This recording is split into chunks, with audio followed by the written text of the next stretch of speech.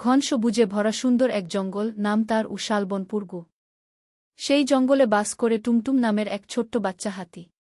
টুমটুম খুবই কৌতূহলী।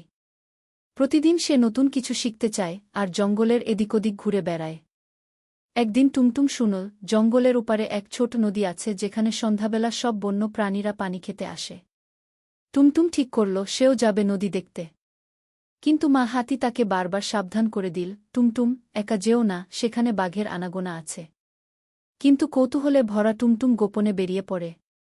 নদীর ধারে গিয়ে সে দেখে হরিণ, বানর, ময়ূর সবাই পানি খাচ্ছে, খেলছে। খুবই মজা লাগল তার। হঠাৎ ঝোপের মধ্যে থেকে বেরিয়ে এলো এক বিশাল বাঘ।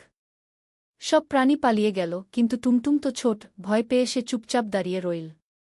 ঠিক তখনই ঝোপের অন্য পাশ থেকে এল শিং তুলে এক গর্জন, টুকু গন্ডার, টুমটুমের বন্ধু।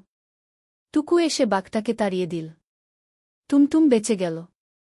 ঘটনার পর টুমটুম বুঝে গেল জঙ্গল সুন্দর, মজার, কিন্তু বাঁচতে হলে নিয়ম মানতে হয়।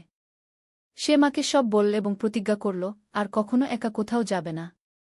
সেদিনের পর থেকে টুমটুম হয়ে উঠল আরও বুদ্ধিমান, আর জঙ্গলের সবাই তাকে বলত জঙ্গলের কৌতূহলী বুদ্ধিমান হাতি।